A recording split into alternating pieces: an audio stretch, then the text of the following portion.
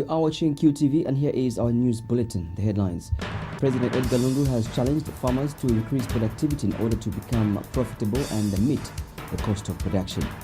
The family of late Vespas Smujla has demanded that the Zambia police avails them with the results of the postmortem. The Competition and Consumer Protection Commission CCPC has granted conditional authorization to the proposed merger between ZMBC and Hamtex International Corporation Limited. In our news in detail, President Edgar Lungu has noted that for agriculture to become profitable and meet the cost of production, there is need for farmers to increase productivity. Speaking when he graced the 113th Zambia National Farmers Union ZNFU Annual Congress in Lusaka under the theme, Mainstaying Agriculture as a Key Economic Driver, President Lungu says once farmers have achieved high levels of productivity, they will become competitive in the market at national and regional levels. He notes that despite scoring some successes, some challenges continue being faced in the agriculture sector. President Lungu says low levels of productivity and lack of competitiveness, especially among small-scale farmers, still remains a challenge. He adds that for the agriculture sector to develop, it is imperative that progressive initiatives which benefit the farming communities are employed. President Lungu has also implored farmers to work hard and ensure that they graduate from one level to another. And President Lungu has implored the private sector to come on board and play a leading role in agriculture marketing. He has since urged the financial institutions, especially the banking sector, to avail the much-needed finances to the private sector for the purchase of agriculture produce at reasonable terms. Meanwhile, President Lungu says the Democratic Republic of Congo has requested for maize from Zambia. President Lungu says government is yet to decide on the matter. And President Lungu has ordered the Minister of Agriculture, Michael Katambo, to organize an urgent meeting with stakeholders in the agriculture sector to address challenges in the sector. Ladies and gentlemen, our dear farmers, your government is working very hard to maintain stability in the economy by addressing challenges triggered by domestic and global trends. There is no doubt that these developments have been impacting negatively on key indicators such as inflation, exchange rates, and interest rates. And this has equally affected the agricultural sector. To address these challenges, there is need for collaborative efforts between government and the farmers in our quest to develop the agricultural sector. And for this reason that I bought into the consultation. But let's not endlessly consult to a point where we lose the farming season. Farming is critical in the sense of timing. When you delay by a week, by a day, it's too late. So as we consult, let us make sure that we are mindful of the season, of the time in which we are consulting. Let's not be like politicians who consult and dialogue forever from election, one election to another, consulting. No, you are farmers, you are businessmen. So government, please make sure that you consult your brothers and sisters in the agricultural sector with the mind of the season in which you are. Right now, the farmers have to be paid.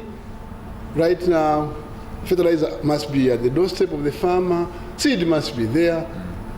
We should just be waiting for rains and pray that the rains come on time. So we cannot afford to be consulting now when the rains are opening up, the skies are opening for the rains, the seed is neither here nor there, fertilizer is there. You are not politicians. Speaking earlier, ZNFU President Jervis Zimba called on President Lungu to intervene and address the challenges facing farmers in the country. This is what I always say, Your Excellency. Consultations are important, that before SIs and acts are put together, we participate as one body so that when they come out, we are all participating. Now we have another challenge, Your Excellency. Competition and Consumer Protection Commission penalizes agribusiness. This is passed on to the farmers. Now we have even seen where if you keep your maize and sell in January, when this competition commission comes, they say you are colluding. We have a case of wheat right now where farmers are now saying we abandoned wheat to what? They came around and says we are colluding, all sorts of things. Then we said, look, farmers keep certain commodities to sell it at a certain time. But you can't call that colluding. Now, they are scaring investors. they are scaring farmers to be doing the right way of doing business. Your Excellency, we humbly request that all these quasi-departments, we are seeing that they're systematically destroying agriculture to a point where next time farmers will give up. Every time, every corner we go, there's an added cost of doing business, which is not fair. We have put in place a liberalized market policy where the private sector is expected to play a leading role. Your Excellency, consultation. Your ministry will only manage to run well, Your Excellency, if we include all stakeholders and consult one another. I will not rise the Chairman for Millers Association. I will not rise AMES. I will not rise the Grain Traders Association and other stakeholders and other players. But they know that we called the national stakeholders meeting for us to come up even with a price of buying a 50 kg bag of maize at 70 kwacha. They can bear witness to this, Your Excellency. You did tell me, go and consult. If Zambia National Farmers Union never send any representatives, it does not mean that we cannot run the business. The family of late University of Zambia student Vespas Simujila, who died after suffocating as a result of police tear gas, has demanded that the Zambia Police Service avails them with post-mortem results. Davison Simujila, the father to the deceased, has told a media briefing that the police have been holding on to post-mortem results. Mr. Simujila says the family will go ahead and release their own results as witnessed during the time the autopsy was being conducted if the police do not release the results. He states that efforts by the family to have access to the post-mortem results have failed, with the police fearing that the results may leak and jeopardize their investigations. More in the following report. On October 5th, 2018, the journey on earth for University of Zambia fourth-year student Vespas Shimunjela abruptly came to an end. 25-year-old Vespas, who was at the time remaining with just months before graduating with a degree in adult education, died after suffocating as a result of tear gas fired by the police in their quest to quell a riot that had ensued at the University of Zambia Great East Road campus. While it is widely believed that Vespas died as a result of suffocation, the autopsy results, which could conclusively confirm what killed her, have not been released by the Zambia police, much to the displeasure of the Shimunjila's family. The police refused to avail a copy of the report to the family. We do appreciate that this may be standard police procedure, but we are worried as a family. This is a peculiar case where the complainant is the state, the investigator is the state, and the prime suspect is the police. The Shimunjila family has also refuted assertions that their deceased daughter may have died as a result of suffocation as she had asthma. From the witnessing of the autopsy, it seems that Vespas sustained other fatal injuries in addition to the tear gas suffocation. The family will not give any detail on this as it is subject of the ongoing investigation. Meanwhile, the Shimunjila family is not pleased with a statement attributed to Economic and Equity Party EEP President Chifiatari, alleging that the late was involved in clandestine activities which included being an agent for the opposition United Party for National Development UPND party. Vespas cannot speak for herself. The family may be forced to seek legal redress against any person or persons who continue to issue negative and substantiated statements about Vespas. Please, let the soul of our daughter rest in peace. Of particular concern to the family are statements attributed to a politician and activist, Chirufiatayari. And when reached for a comment, Zambia police spokesperson Esther Katongo disclosed that the postmortem results have not been released as they are part of investigations being conducted by the Zambia police. When you remember what was said by the Minister of Home Affairs when he gave the last statement, he said that anything to do with the death of our colleague at the University of Zambia, a statement will be released by Minister of Home Affairs. So let us wait for a statement which is going to be released by the Minister of Home Affairs. When you talk about post-mortem results, they are part of the investigation. Yes. So let them make a formal, if they are complaining, let them make a formal complaint. The officers will be able to. It is only until the results of the autopsy are known or what exactly led to the death of Vespas Simunjila be known. Chilesha Mango reporting for QTV News. The Competition and Consumer Protection Commission, CCPC, has granted conditional authorization to the proposed merger between ZMBC and Hantix International Corporation Limited, which is controlled by StarTimes International Holdings Limited. In a statement obtained by Q News, CCPC Board Chairperson Kelvin Walia says this follows an application for the merger of the two entities by Topstar VJ on 20th June 2018. Mr. Walia says in granting the conditional authorization, the CCPC Board of Commissioners noted that there is no law on digital migration. He says the board also noted, among other things, that Topstar is amenable to the CCPC Act and that the Zambian government has obtained a loan towards the implementation of the digital migration, which loan has to be repaid. Mr. Walia says the board also made the directive that the operational functions of Topstar VJ be split into two entities. He says Topstar will perform the functions of public signal distributor, while ZMBC will perform the subscriber management services and the content provision services.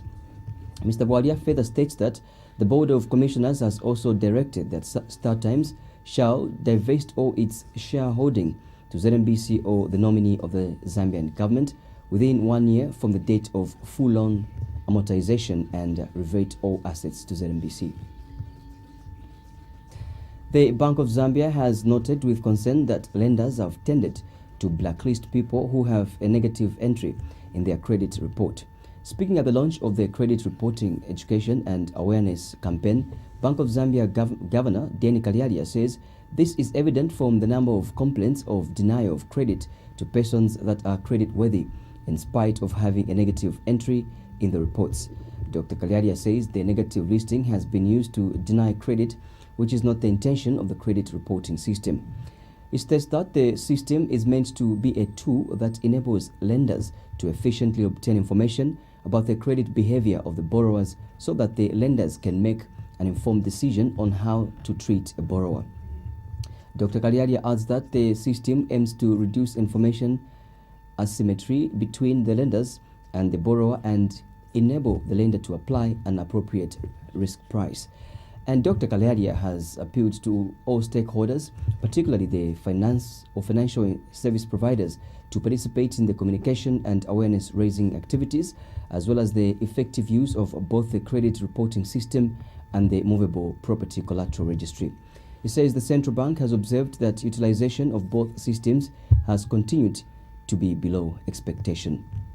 We want a way to say the private sector is the engine of growth to be true. At the moment, I don't think that's the case. So, hope we won't tire to be with us.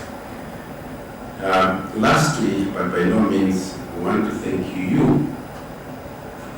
You are here today for making the time to witness this launch. But it's not just that. I think we hope and expect that you go out there to spread the word, as it were, about the importance of what is going on. We want to see that maybe a year from now, those numbers I mentioned, the 10% will be much higher than that. That's the expectation. This, as I said, is just one of the segments of the awareness campaign that we are doing. So those words, I wish to officially declare the credit reporting education and awareness campaign officially launched. Thank you very much. Speaking at the same event, International Finance Corporation IFC resident representative for Zambia and Malawi, Madalo Minofu, reiterated the World Bank's continued commitment to helping Zambia develop a strong and sustainable financial sector, including through credit infrastructure. She states that credit infrastructure is one of the building blocks that allows financial institutions and other lenders to grow their portfolio, increase access to credit at the same time maintaining financial stability. Ms. Monofu says for the Credit Bureau and the Collateral Registry to truly have an impact on the lives of Zambians, credit providers and customers alike need to become aware of what these systems are, how to use them, and what their benefits are. And this has led to tangible benefits to the Zambian business environment, because indeed in the 2017 World Bank Ease of Doing Business report, Zambia was ranked second in the world for getting credit. And this was just second to New Zealand. And we thought this was a remarkable achievement, and it would inspire us more to do more in this aspect. But practically, what does this really mean? Concretely, this means that more Zambians are now able to access credit using movable collateral, or even using their own credit history, their reputation as collateral. I think that's what makes it very important for Zambia at the moment. And for the Credit Bureau and the Collateral Registry to truly have an impact on the lives of Zambians, credit providers and consumers alike need to become aware of what these systems are and how to use them and what their benefits are. For this reason, I believe that an initiative like the Credit Reporting Awareness and Financial Literacy Campaign will empower Zambians and help them become more financially responsible. And very thankful that you were here this morning, because this is really an important step. And it is my hope that all Zambians, whether you are a small business. Vice President Inongawina has dismissed as malicious assertions that government is constructing a villa for President Edgar Lungu in Eswatini, formerly known as Swaziland. Mrs. Wina says she is not aware of any villa that is being constructed for President Lungu in Eswatini. Answering questions during the Vice President's question time in Parliament, Mrs. Wina says if there is any member of Parliament with information on a villa government is constructing in Eswatini, he or she should feel free to produce photographs of how it looks. And Mrs. Wina has justified the 1 million kwacha allocation in the 2019 national budget towards the construction of the National House of Prayer. She says this was the idea from the start, that while the National House of Prayer would be constructed from donations from well-wishers, government will also make a contribution. The House of Prayer, the concept was based on accessing donations from well-wishers. And government will make a contribution also, just like making a contribution to the organization of political parties, the CID. So even to the House of Prayer, government will make its own contribution, but the bulk of the contributions will come from well-wishers and the private sector. That's why even the organization for yesterday's prayer festival was organized by the churches. So the government was there just to preside over the country. Minister of Energy Matthew Nkuwa says 10 million liters of diesel procured under the $20 million Saudi Arabia loan facility has arrived at the government depot in Dar es Salaam, Tanzania. Mr. Nkuwa says another consignment of 699,222.88 liters of petrol is in transit. In a ministerial statement in Parliament, Mr. Nkuwa says this leaves a balance of 5.3 million liters of diesel and 14.6 million liters of petrol yet to be delivered. He states that a government will incur all costs of transporting the fuel from the port of Dar es Salaam to Zambia.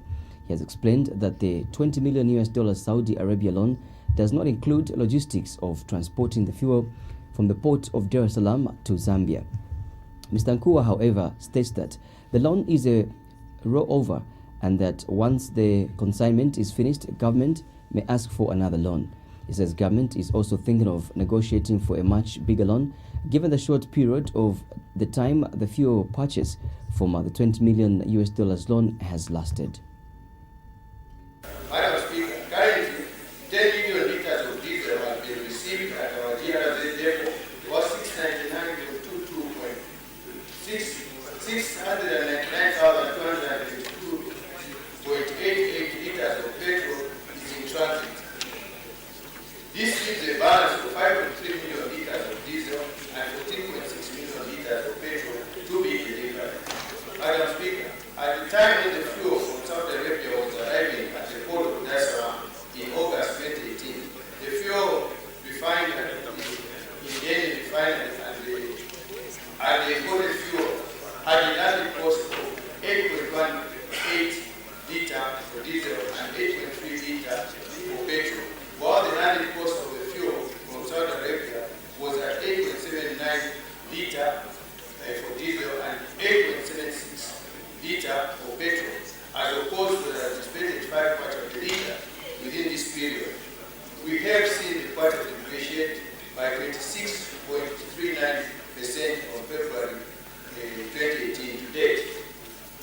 The price per litre of Saudi fuel was slightly higher due to the specifications of the product. The diesel imported from Saudi Arabia is 10 parts per million, or we call it 10 ppm of sulfur content. Former Transport and Communications Minister William Harrington has appealed to President Edgar Lungu to consider shifting the day of national prayer, fasting, reconciliation and repentance to the last Sunday of the month of October. Speaking in a walk-in interview with QTV News, Mr. Harrington says the move will allow for the separation of the state from the National Day of Prayer and allow the church to spearhead all activities that are to do with the National Day of Prayer.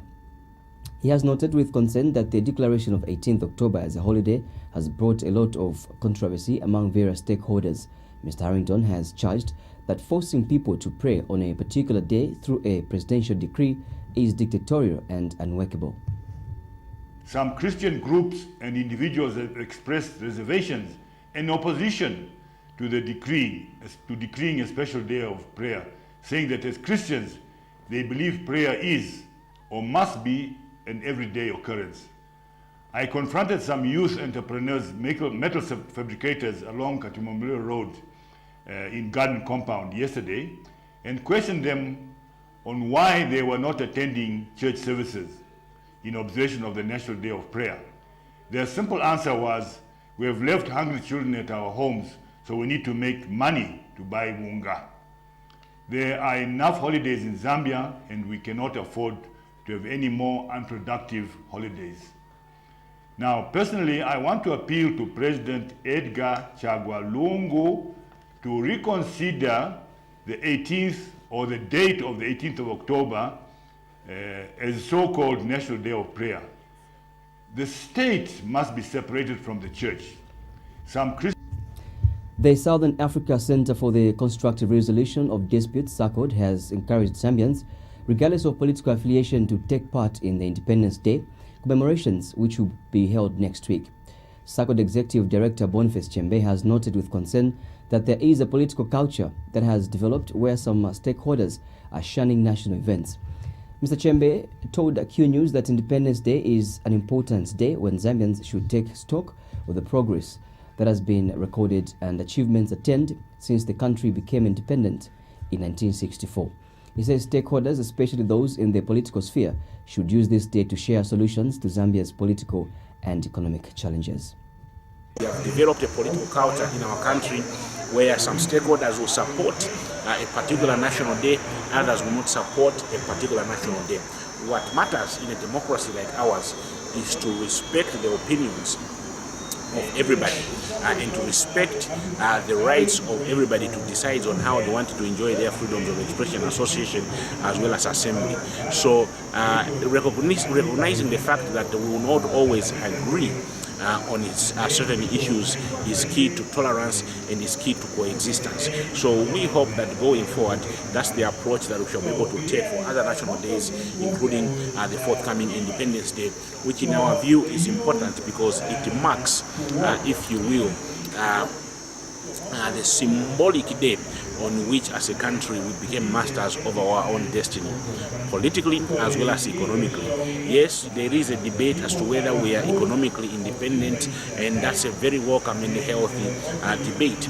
But what is important is to basically celebrate a day, take stock of the successes that we've been able to score from the time that we gained independence, and also take stock of some of the challenges that we have faced since independence, but most importantly, be in a position to reflect profoundly on how we will be able to address the challenges that we have faced and basically come up with amicable solutions going forward. The United National Independence Party UNIP has urged the ruling Patriotic Front and the opposition UPND to reconcile for the sake of the country. UNIP Deputy Secretary General Reverend Alfred Banda says the political tension the two political parties are creating is unnecessary. Reverend Banda has told QTV that Zambians expect that the two parties would have by now ironed out whatever differences they have and work in harmony. He has called on the church and the Zambia Center for Inter-Party Dialogue, ZCID, to quickly collaborate and help settle the differences between the two parties and the nation as a whole. Reverend Banda has emphasized that no stakeholder should be left out of the dialogue process. We need reconciliation in our country, particularly the two political parties, the UPND and the PF, should reconcile for the sake of Zambia. We don't need this political tension. Let's reconcile, let's bury our differences. And we pray that our two leaders and other political leaders will bury their differences and reconcile for the sake of Mother Zambia. We need peace. Yeah. We just hope and pray that the ZCID and the church should narrow, their whatever differences which are there and lead the dialogue process. We need. Minister of Local Government Vincent Mwale says his ministry has sourced about 8 million euros from the German government through the KfW Bank to rehabilitate and expand infrastructure at Chalimbana Local Government Institute. Speaking at the 18th graduation ceremony of the Chalimbana Local Government Training Institute, Mr. Mwale says this will enable the Training Institute to improve and increase on the training programs offered. Details in this report. A graduation ceremony marks a significant accomplishment of one's academic and professional achievement. And today, Chalimbana Local Government Institute held its 18th graduation ceremony in Lusaka, where 195 students graduated in various diploma programs. Officiating at the event was Minister of Local Government Vincent Mwale, who used the occasion to announce that his ministry has sourced about 8 million euros from the German government through the KfW Bank to rehabilitate and expand infrastructure at Chalimbana Local Government Institute. I am glad to inform you that due to the commitment that government has in ensuring quality training services is given to our local authority staff, my ministry sourced funds from the German government through KfW Bank of about 8 million euros to rehabilitate and expand infrastructure at the institute, as this will enable the training institute to improve and increase on the training programs offered by the institute. In fact, the construction has actually reached 75%. It is my ministry's desire to transform Chalimbana Training College Institute to its current status to that of a center of excellence in providing quality training in local governments, not only in Zambia, but on the African continent.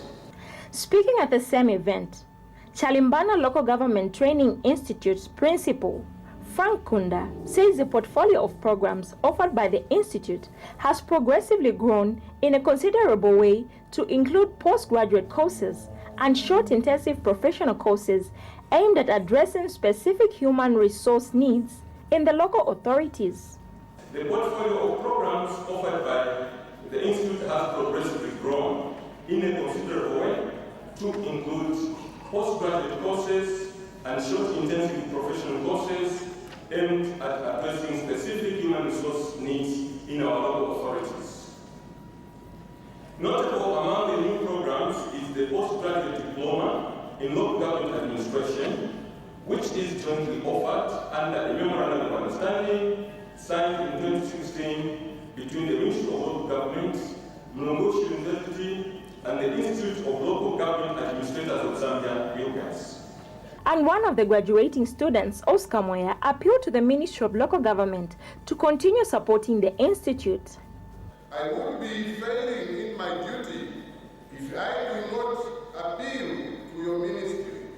That is the Ministry of Local Government, to make it mandatory that all council staff be oriented to the local government system at Chalimbana, as this ward, guest of honor, go a long way toward reducing discrepancies, disparities, and commissions that we are experiencing in our councils.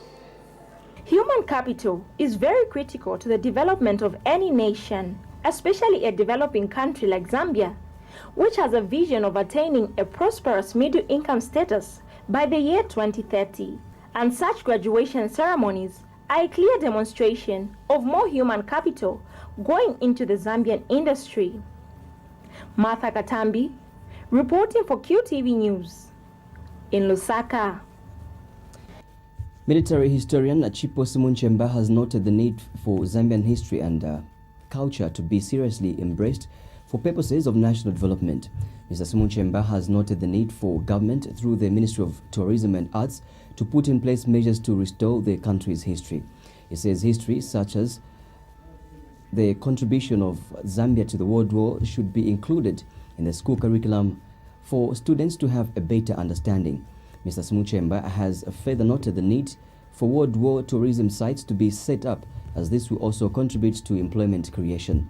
Speaking during the Russia Cultural Center exhibition of the World War I and II in Lusaka, Mr. Simunchemba states that the events of the World War and Zambia's contribution are very significant and should be preserved.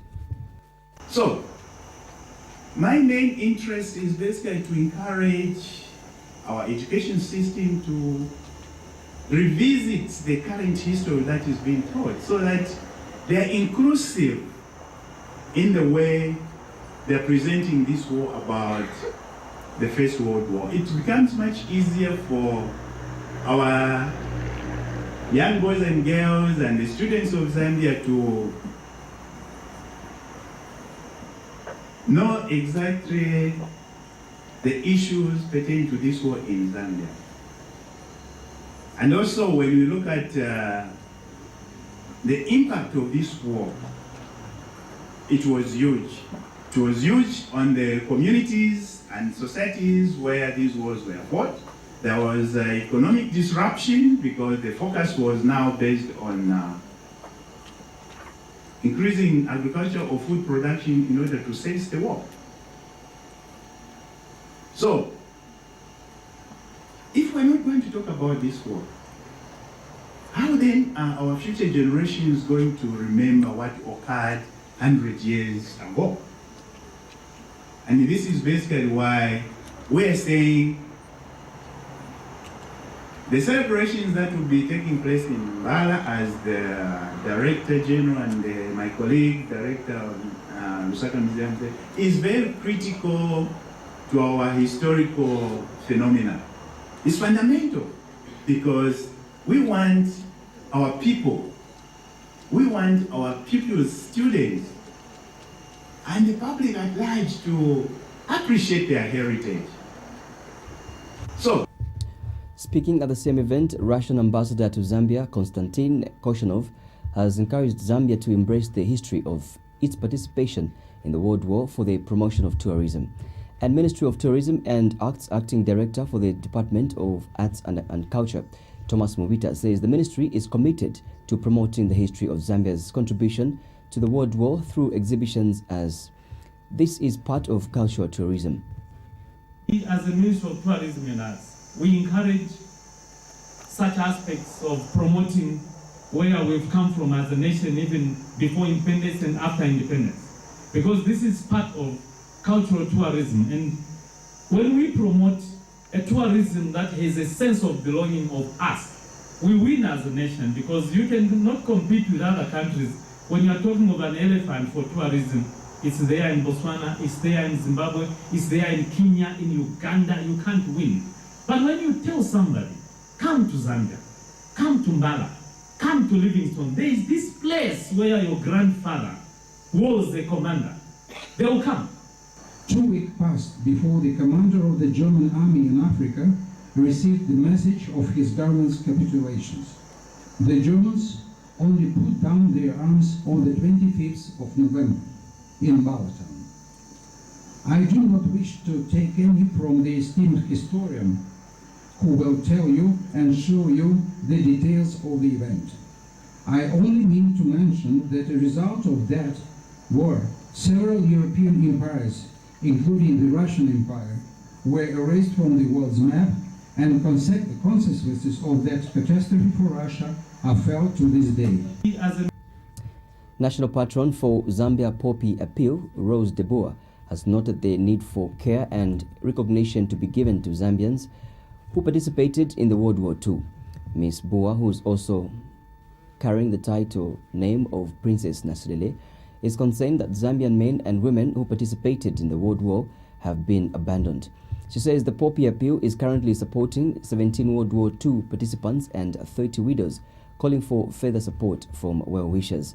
Ms. Boer says the war veterans are being supported with medical expenses and education expenses for their families, as well as foodstuffs every now and then to address the poverty some of them are living in. Currently we have 17 veterans alive from Second World War, and we have 30 widows countrywide. And as I speak, we are still looking to find more. We hear there are some, so then we can do some verification. They can also come forward to receive a little help from us. But essentially, the help is from society out there. So I'm calling upon as many people to come forward to donate to the welfare of our war veterans and widows. So far, we've had support from entities such as the Coptic Hospital. They've sponsored free medical services to our widows and veterans. So whenever they are not feeling well, they go to the hospital, they've been given membership, they are taken care of. But then the medicines part, the Poppy Appeal pays. And then they go for free eye testing, they are given reading glasses. So please, I urge the people out there to come and support the organization. Because, mind you, these are custodians of the history of the war and its role, and in seeing that we are proud of what our men of honor did. Currently, that item concludes our news, but before I take a run, here's a recap of stories in the headlines. President Edgar Lungu has challenged farmers to increase productivity in order to become profitable and meet the cost of production. The family of late Vespas Mungela has demanded that the Zambia police avails them with the results of the post-mortem. The Competition and Consumer Protection Commission CCPC has granted conditional authorization to the proposed merger between ZNBC and Hantex International Corporation Limited. That's all for the news. Thank you so much. Bye-bye. God bless.